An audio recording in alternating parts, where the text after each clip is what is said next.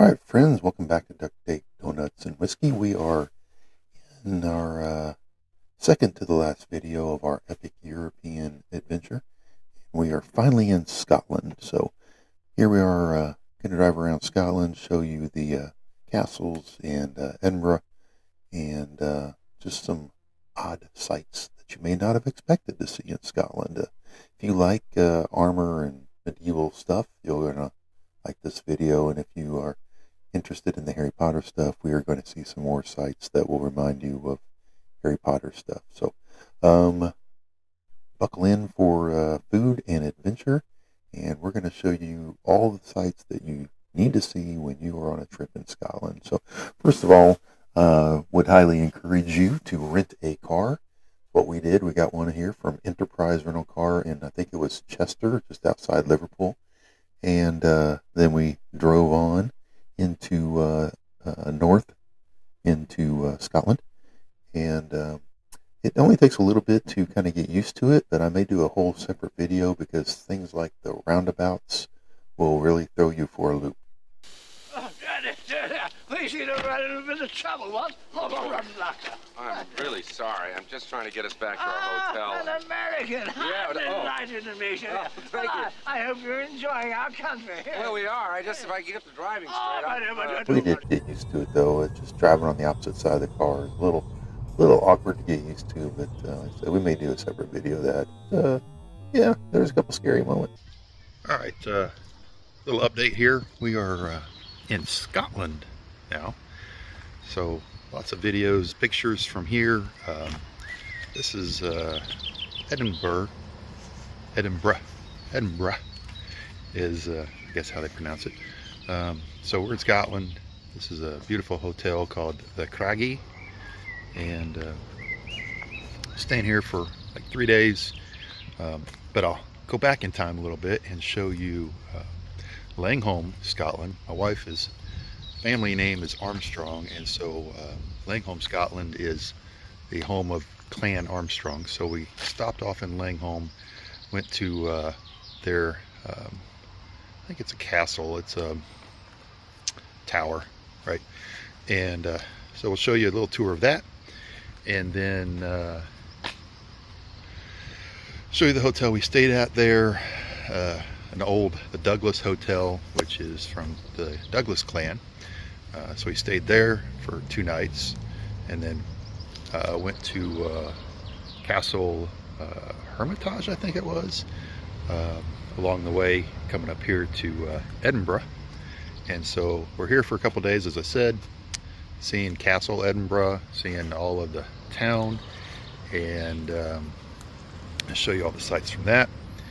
And then we will head on up to Elgin, and then over to Fort William. So Scotland so far, gorgeous. The weather here, even the people, even the Scots are kind of amazed at how beautiful the weather is for what this is beginning May 1st. I think today's May 1st. They're amazed at how beautiful the weather is. We tell them we ordered it. We brought it from Texas with us. It's a little almost warm yesterday. Sunny, beautiful weather. The interesting thing though is old hotels like what I've kind of tried to book most of the trip here. They don't have air conditioning in Scotland in a lot of the older hotels, unless you're in like a modern Marriott or something like that. They're not going to have air conditioning. So gets a little on the warm side, but you can open the windows, but they do have mosquitoes here. So I mean, I think I found like 1 mosquito in the room, so it's not too bad. But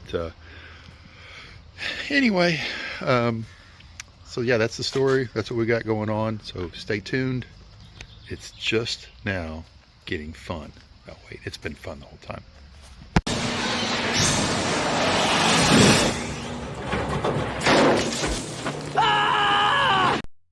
All right, so here we are back in time, and we're traveling up this way by using the rental car, getting to see what we want to see as opposed to what the tour bus or the trains want us to see. We're able to stop here at Gilnockie Tower, which is the home of Clan Armstrong. As I mentioned, my wife is from the Clan Armstrong. And so this is Gilnockie Tower, where the Armstrong clan would have looked out over the borderlands in the 16th century. Johnny Armstrong, the famous border reaver, lived here, and again, famous 16th century Scottish border reaver, and he was a leader of the powerful Armstrong clan that was housed here. They controlled all the debatable lands of this area. I don't want to say that they were a violent clan, because I have to live with one, but they were a very powerful clan, and they would raid the English territories and extract blackmail protection money. And old Johnny was famously hanged alongside 36 other followers by King James V in 1530. So this is a beautifully preserved site here, and you can come in and read about Johnny Armstrong and read about the Armstrong clan and a little bit about the borderlands and the dispute over the borderlands. So coming up here to the top of it, you can look out over the lands that the Armstrongs would have claimed and protected out during the early 15th and 16th century.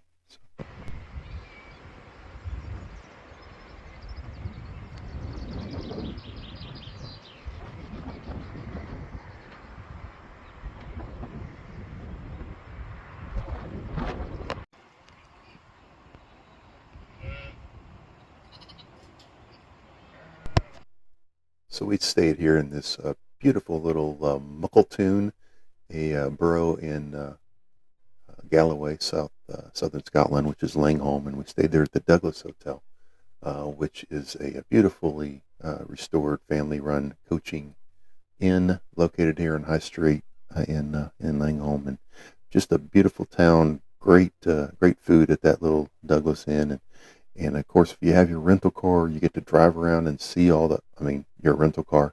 You get to drive around and see all the beautiful sights of the little river that runs through the middle of town, and go out in the borderlands, drive out to go see your castles. This is the typical roads as you're driving off on the kind of the side country, and I think my wife says this is going to be about 6 miles of this type of road. This is a two-way road, by the way.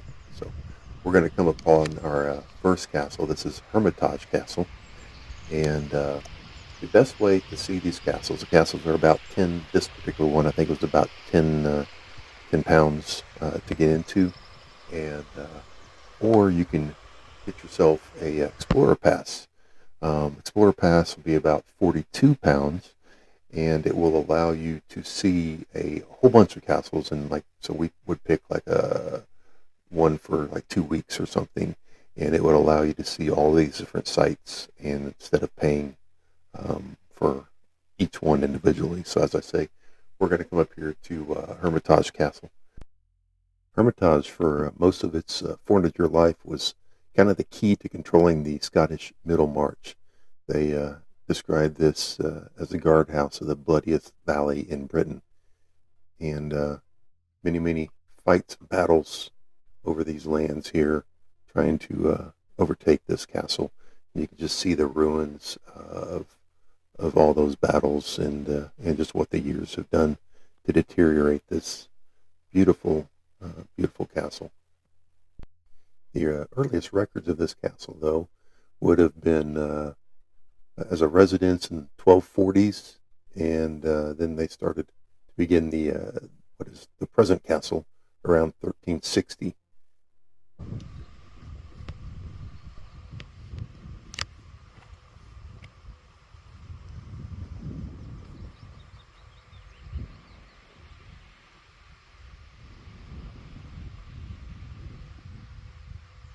And you can see not only the castle, but also the grounds around it, where there would have been a church and graveyard and civilization that would have lived in and around this castle.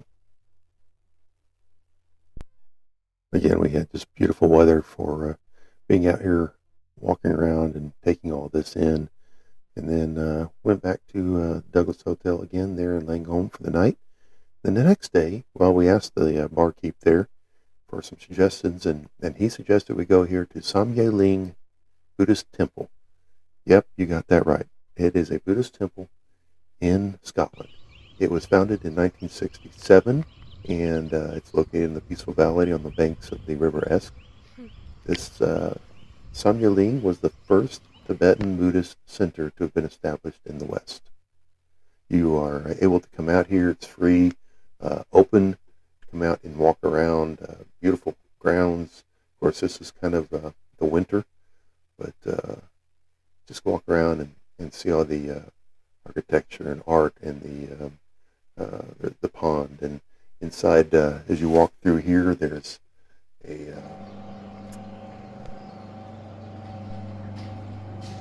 these are remains of people's pets. So they have like a little area where you can put your pets' cremated remains here. And just a beautiful and peaceful place where you can come and meditate.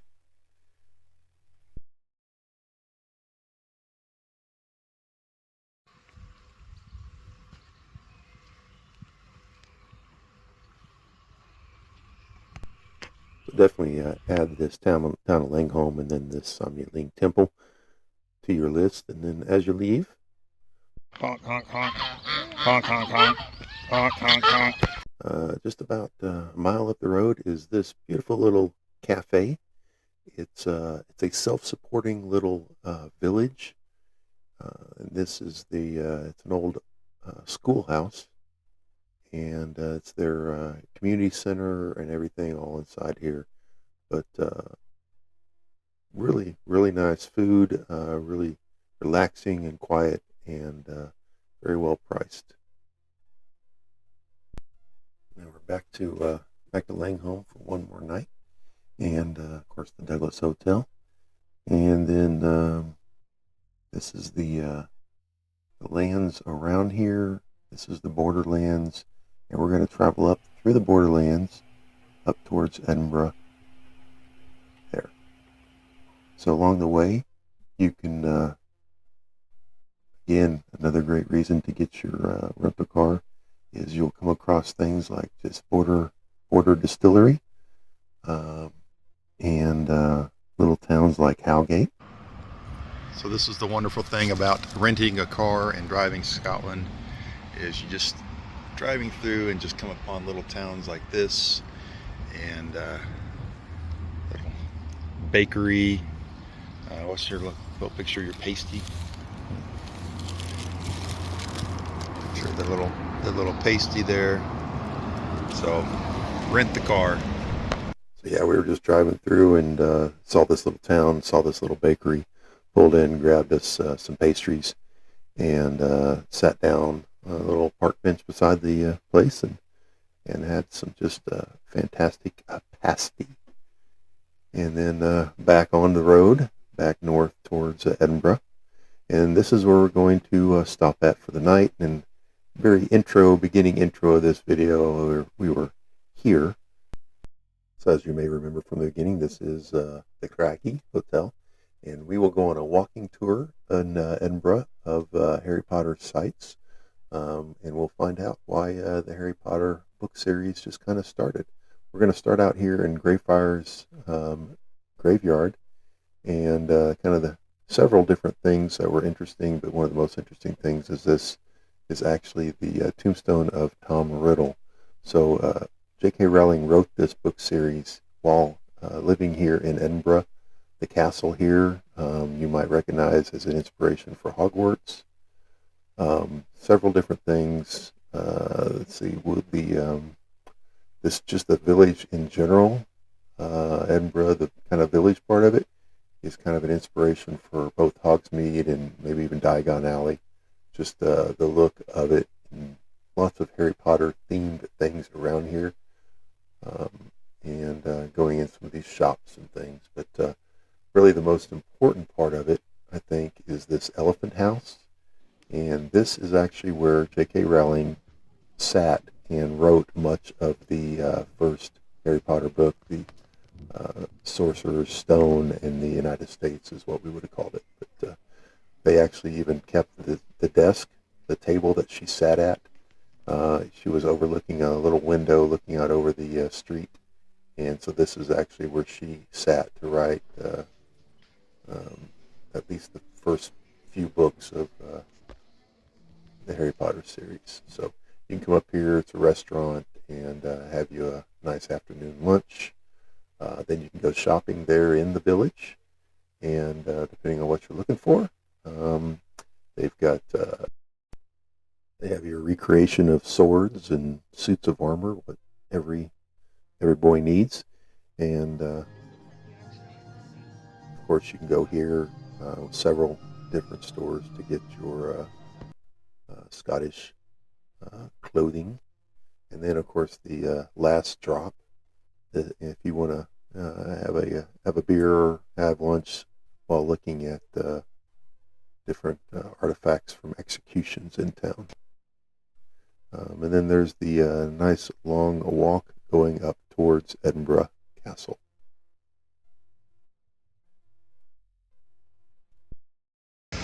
So yeah, we're going to be going up there, but I think we're going to take a taxi. Yeah, well, the stairs leading up here are quite steep. Yeah, not so bad going down there, maybe, but going up, it's a long way. So yeah, take the cab up to the top, and it'll drop you off near the front of the castle, and you can go inside and take a tour from there. Kind of amazing how like a timeless city like this, and then all this modern stuff mingled in with it.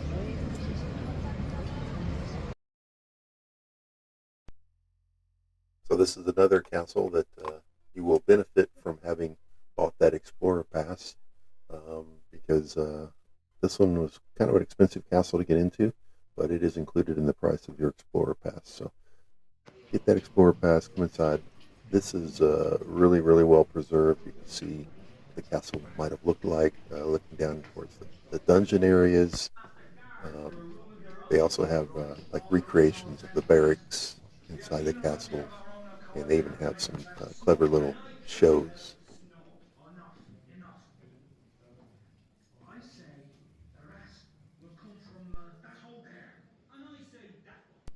So this is one of the most important strongholds of the Kingdom of Scotland. This castle is involved in many historical conflicts from the Wars of Scottish independence in the 14th century and the Jacobite Rising of 1745. It's played a prominent role in Scottish history. It's served as a royal residence, an arsenal, treasury, national archive, a mint, a prison, military fortress, and it is the site of the Scottish National War Museum and the National War Museum.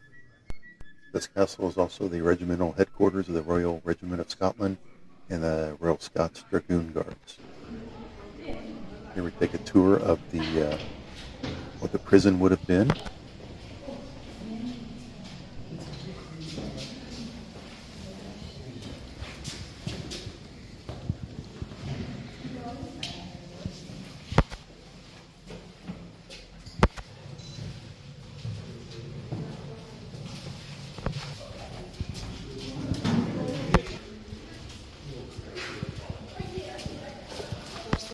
So this castle is kind of unique in that it sits at the top of a extinct volcano. It's about 430 feet above sea level, which means that it's kind of rocky on all sides, and really nearly impossible to attack this castle, or so it was thought.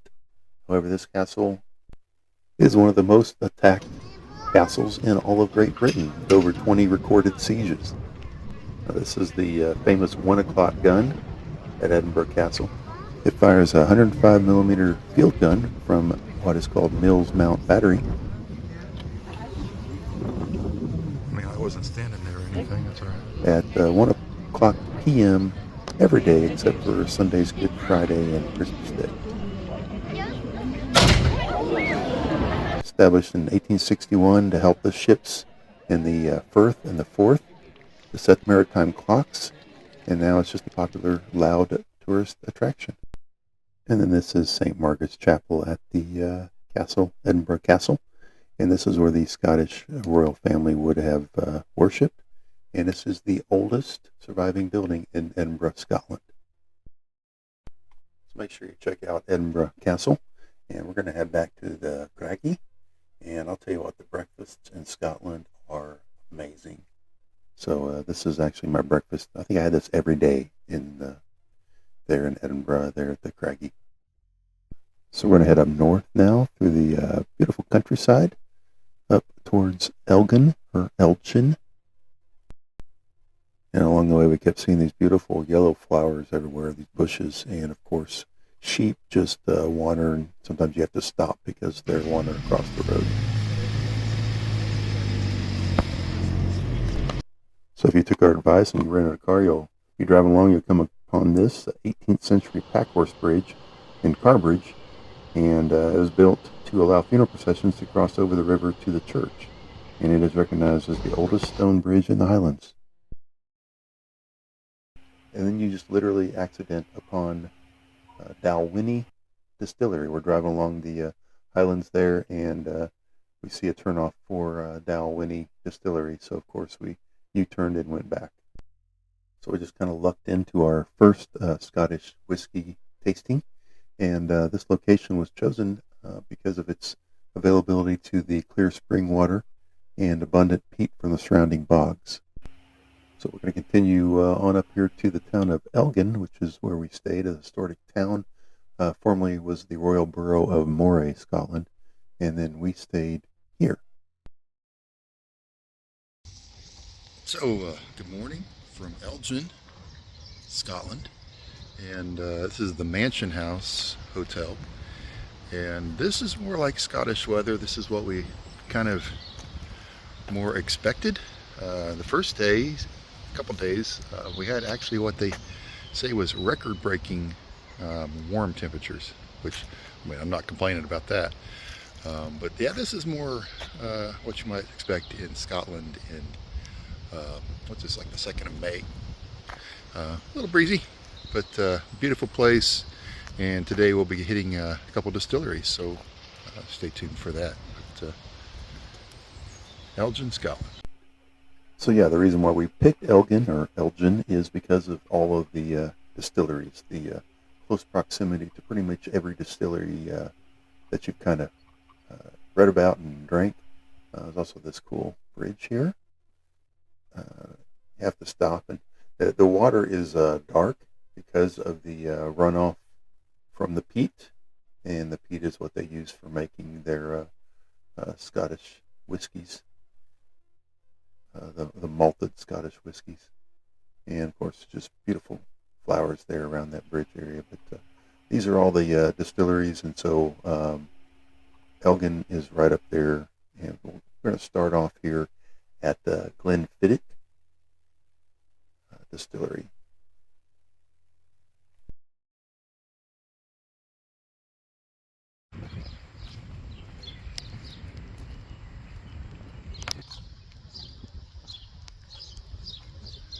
All right, so it is duct tape, donuts, and whiskey. So we find ourselves here at Glenfiddich and Dufftown. So get ready for this. I don't know if you've ever done a distillery tour, even if in the United States, and they're all fairly similar. They use these pots for heating and cooling of the liquids, and then they will the mash is inside of these big things, and so all fairly similar, except for until we get to Islay, where we will see how they do an Islay whiskey. But the distillery tours are very interesting here in Scotland. As you see the little box set there in front, that is because they are very, very strict on their DWI laws here. So do not drink and drive here. They'll give you a little box set to take with you. And then right up the road, we went to this little place, the Mash Bill. It's a famous little pub restaurant. Then we went over to Aberlour, did another distillery tour or tasting there. And of course, I got my little box set again. But then there's also these little towns out here. And there's the Fort George. And again, this is on our fort list. So we were able to access this one for free as well. Fort George here in the Highlands was built in the 18th century. It was built to control the Scottish Highlands in the aftermath of the Jacobite Rising of 1745. This fort has never been attacked, and it remains virtually unaltered for visitors to come out and see. It's supposed to be a really good place right here to watch dolphins from the grounds of this fort.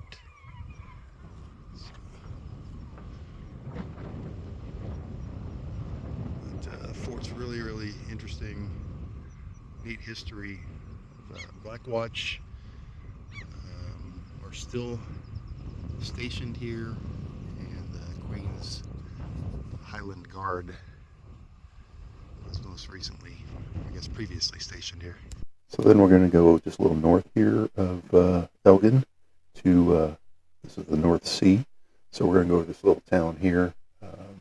This is actually called Port Gordon, and they've got this cute little community garden there.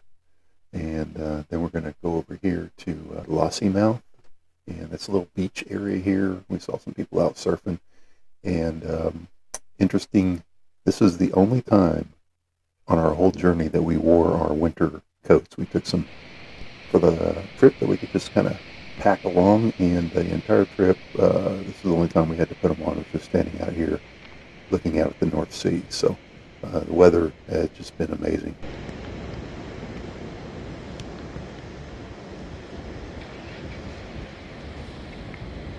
From there, we're going to drive south past Inverness, and we're going to go down here to Fort William.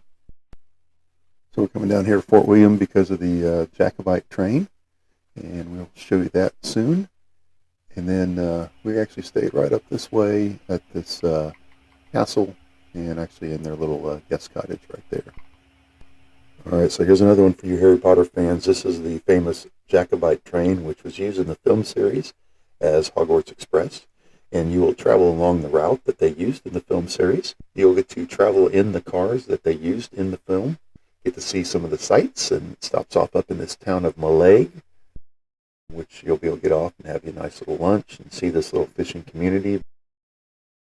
It goes across this famous Glenfinnan Viaduct, which you will remember from the film, and people like to line up and just watch this train go across here, but book this train adventure early because it books up quick, and it is well worth it. You'll even pass this island where Dumbledore was laid to rest. And then just a little to the north of Fort William is the famous Loch Ness, and this is Urquhart Castle. And Urquhart Castle is on your castle tours if you bought that pass that we suggested earlier. And you can come out here and visit Urquhart Castle. The ruins of this castle date from the 13th to the 16th century, and this castle played a role in the wars of the Scottish independence in the 14th century. What's really interesting about these castles is, and of course, there's Highland cows there for you to visit. What's interesting about these castles and why a lot of them are in ruins like this is the people who lived in these communities would actually take the stones from these castles to build their residences and things. So you may find some of the old homes in these areas actually are made with castle ruins. But then you can also take this boat tour across Loch Ness.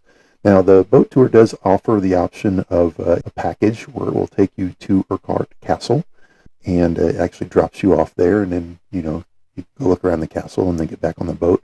But since we had the castle pass, we actually saved money by just buying just the boat tickets and going out. Beautiful little boat ride across Loch Ness, and got to look for the Loch Ness Monster. Did not see the Loch Ness Monster, but there is a bunch of stories about this lake, Loch, and it's really interesting to see, and to see the castle from this viewpoint as well, just from the boat side. It's really beautiful.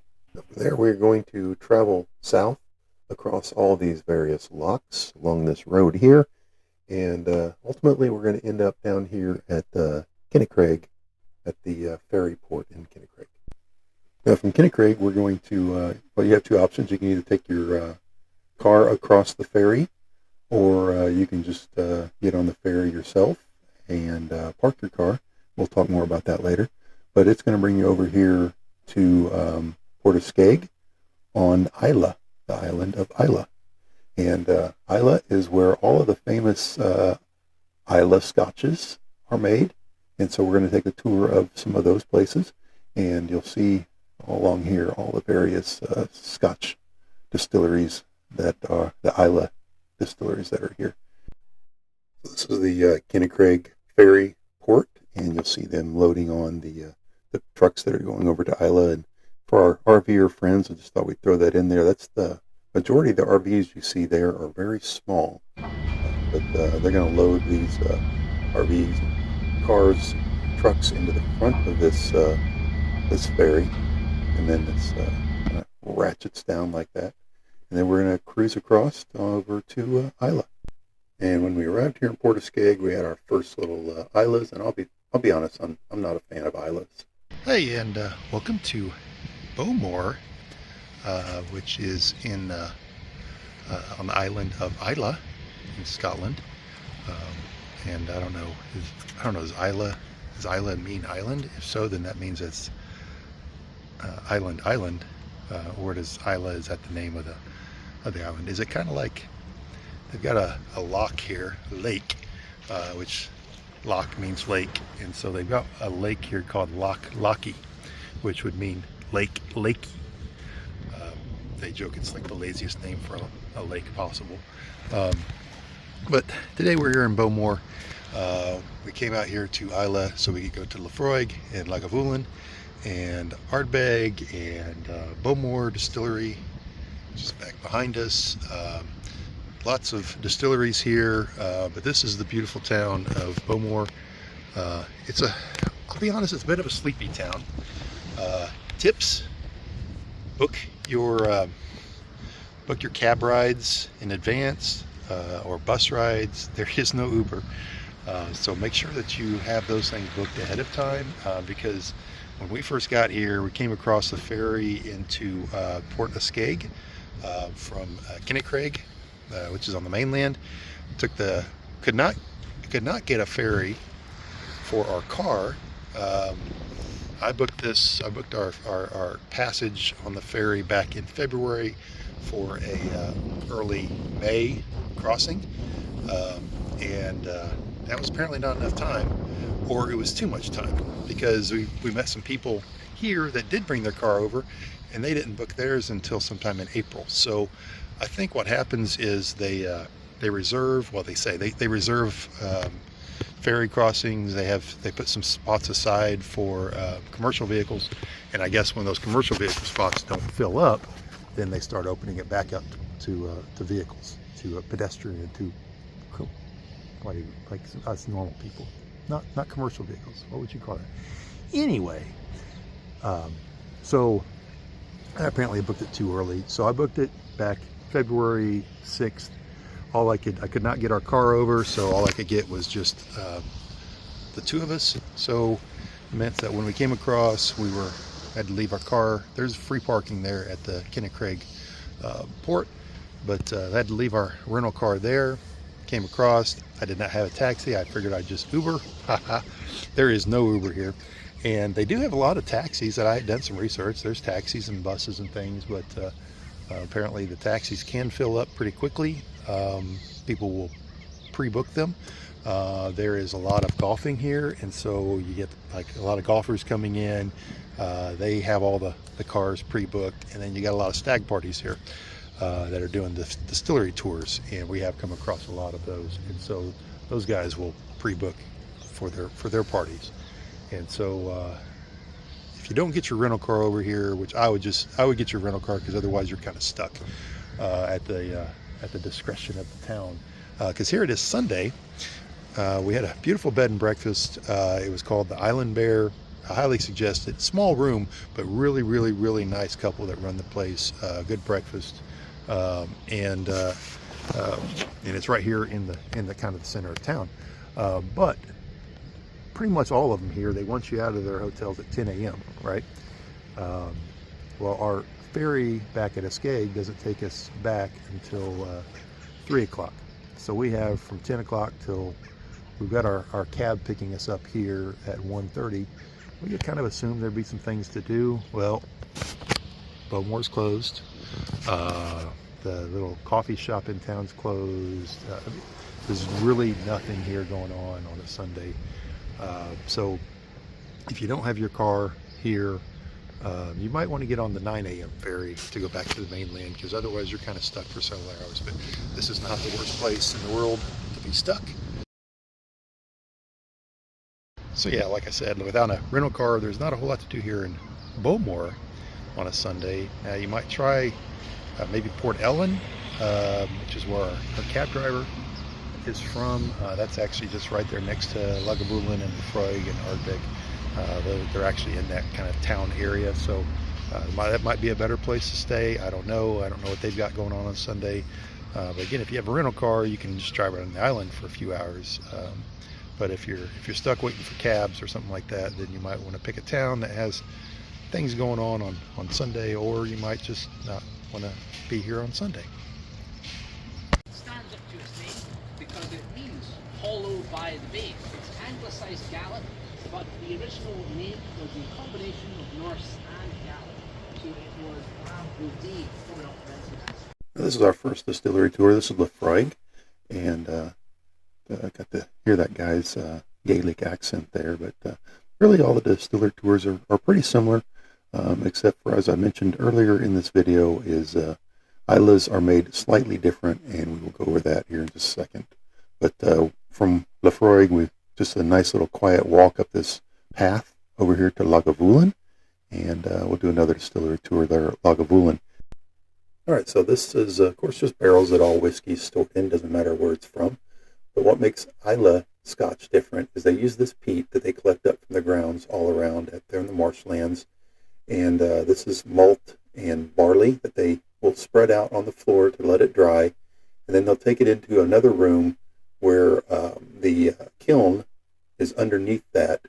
And the kiln is burning that peat. And that smoke from that peat is coming up through the floors. And it is smoking that maltings and the barleys. It's giving them the unique flavor, smoky flavor that Islay Scotch is known for. From there, it's going to go through the same general process that all whiskeys are going to go through. It's going to go into the mash turn, where the grain and malted barley are added to warm water and converts it to a liquid known as mash, and then it ferments, which is what makes the alcohol. And then we go through the washing, and the wash is heated to vaporize here in the distilling process, and yes, science. Look, I don't make the stuff, I just drink it. So after that, we took the suggestion of our innkeepers and went across the street to the Lochside Restaurant Hotel, and it's right there on the water, and had an incredible seafood meal. So while you're in Bowmore, go check out the Lochside. So the next morning, we took our taxi over to the ferry, and then took the ferry back over to our rental car, and then drove all the way up and around. There's no easy way across because of all these locks, but drove all the way up and around to Glasgow, which is the largest city in Scotland, and the most modern city in Scotland. And that was our final night in Scotland. And then the next morning, drove down, all the way back down here to Chester, just south of Liverpool. And we returned our rental car there and got a little Uber over to this unique hotel. It's called the Seven in Chester, and beautiful modern rooms, but it's all automated. There's no front desk clerk. You just have a code and you check yourself in. So it's kind of interesting. And then the next morning, we took an Uber over to the train station, where we got on a train from Chester to Holyhead in Wales. And Holyhead there has basically a cruise ship terminal. We're going to jump on this kind of small cruise ship over here in Holyhead, and we're going to take that over to Dublin.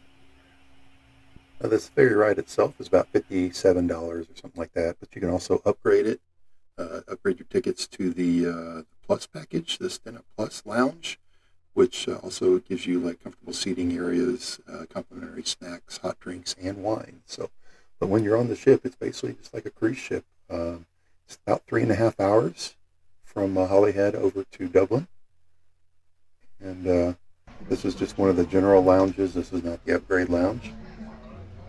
And then there's a bar there. And then this is the upgrade lounge that we ran. And of course, we had fish and chips. Certainly an interesting way to get over to Dublin. And for Dublin, you're going to have to wait for the next video. Like and subscribe so that you'll see when that video comes out. And we'll see you next time.